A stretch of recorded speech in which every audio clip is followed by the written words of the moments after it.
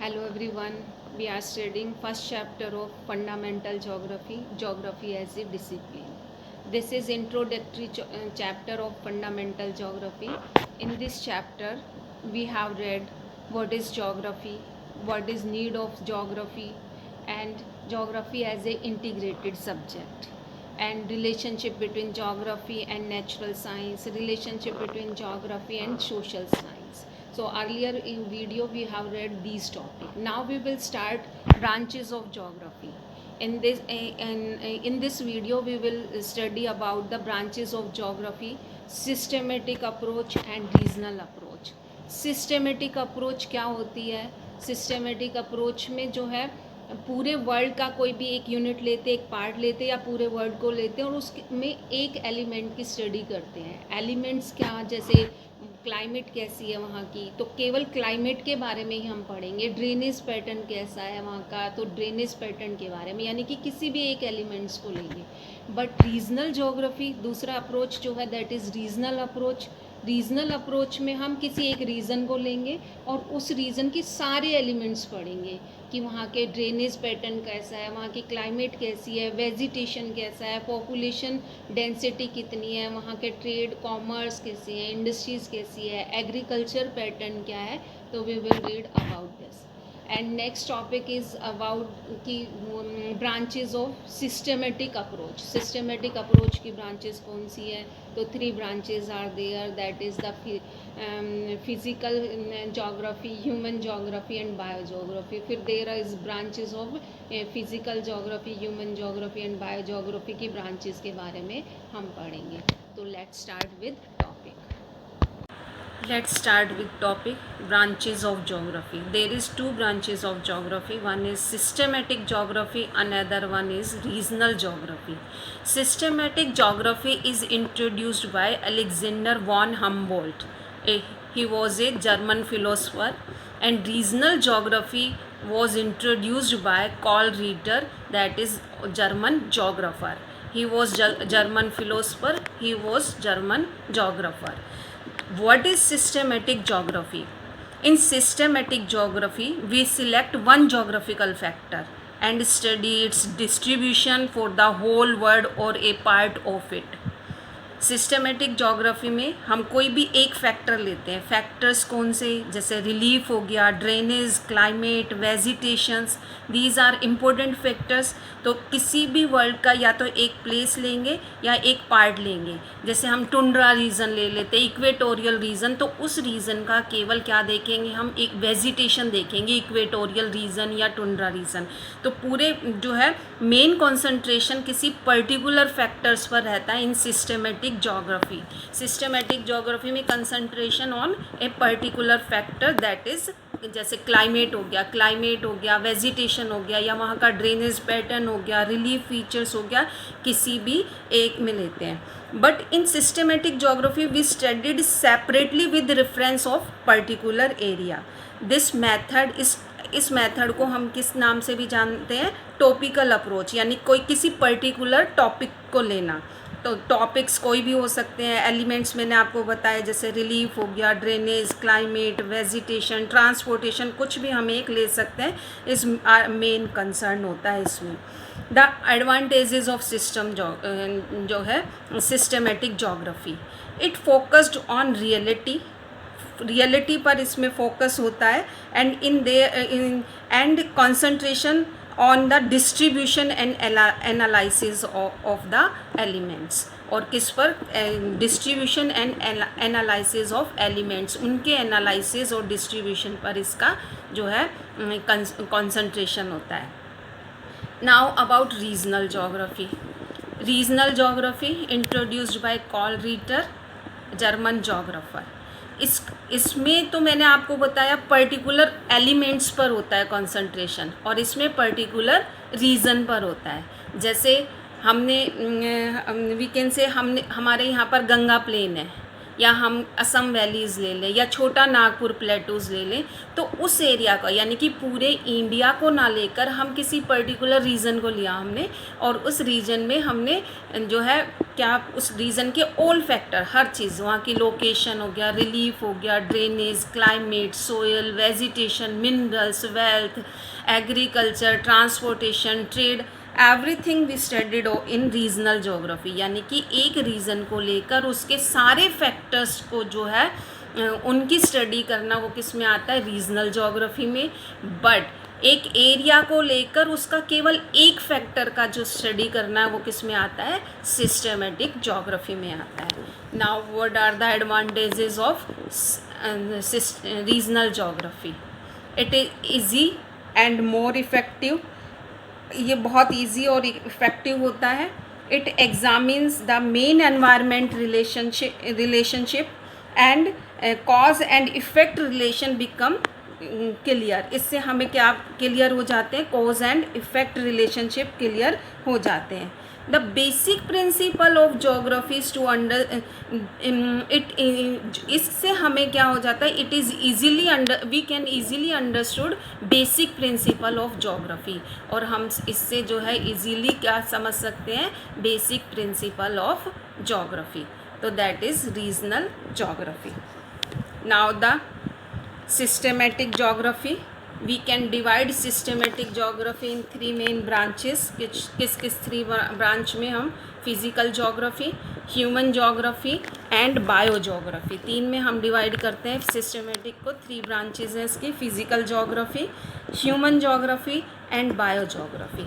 Then physical geography we can divide into four branches. Four branches में हम इनको divide कर सकते हैं। One is geomorphology, climatology, hydrology, soil geography. अब हम जियोमॉर्फोलॉजी में किसकी स्टडी करते हैं हम, जैसे continent, mountains, plateaus, plain, river valleys and other features we read in geomorphology.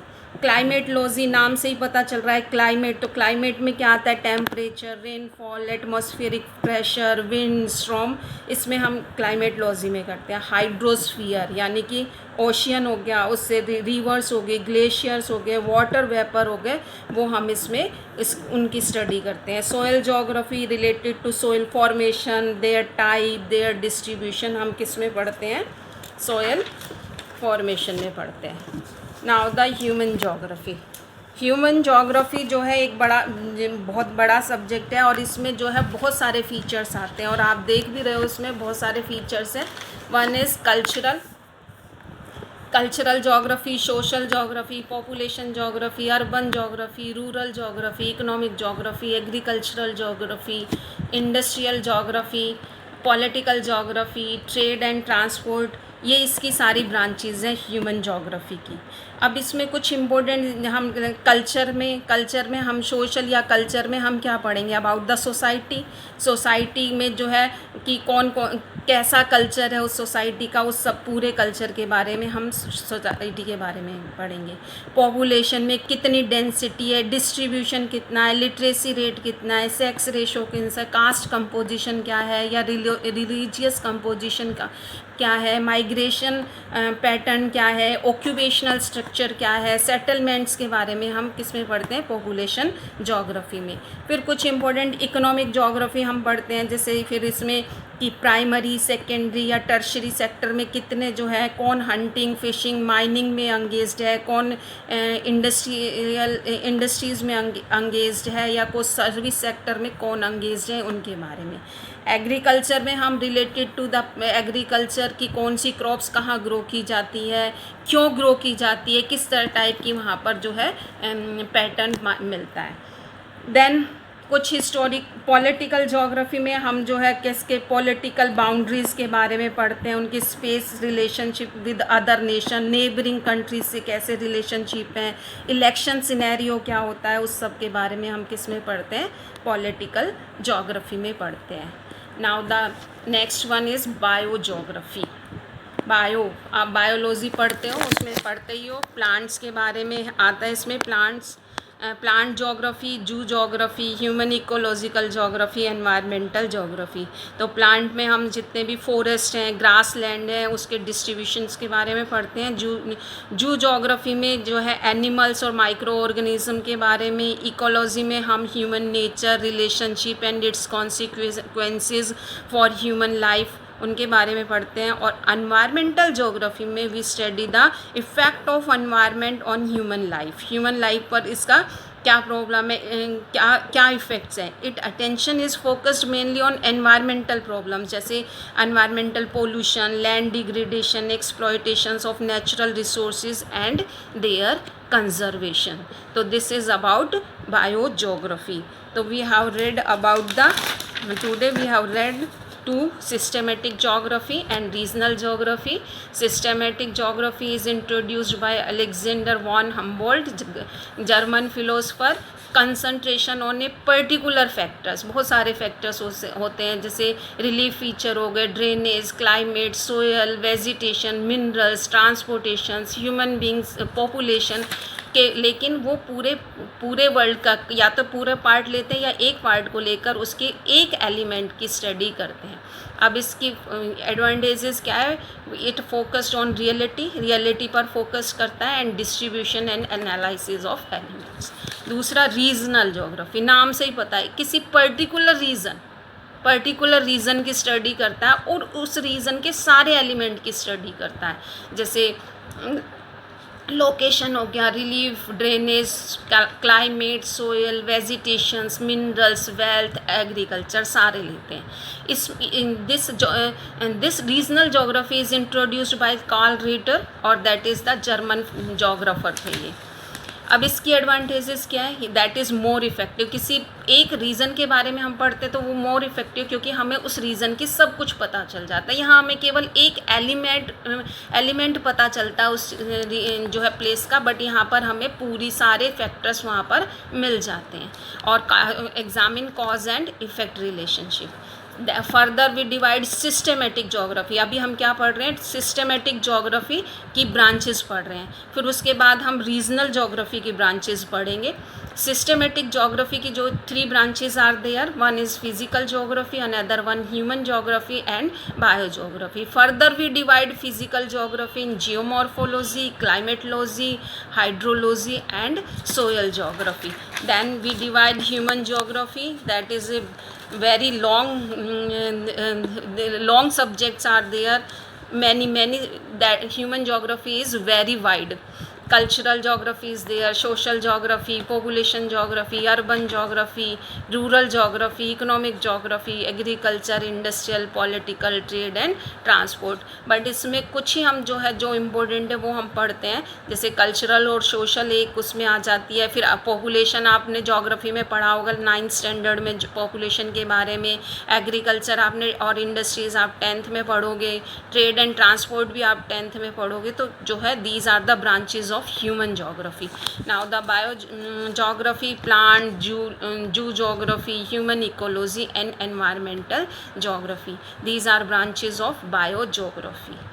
Till now this is. Student, I hope you have understood all the topics, and if still any confusion, you have to read chapter, because now you are in 11th standard, you should read chapters only. और there is diagram also, you have to make diagram in your notebook. diagram भी बनाने हैं, map work you have to do. Be regular with your work and read chapter and question answer also you have to learn. question भी आप answer भी साथ के साथ learn करने हैं. So read chapter and learn question answer. Be regular with your homework. You have to write date and you have to fill index also. Thank you. Have a nice day.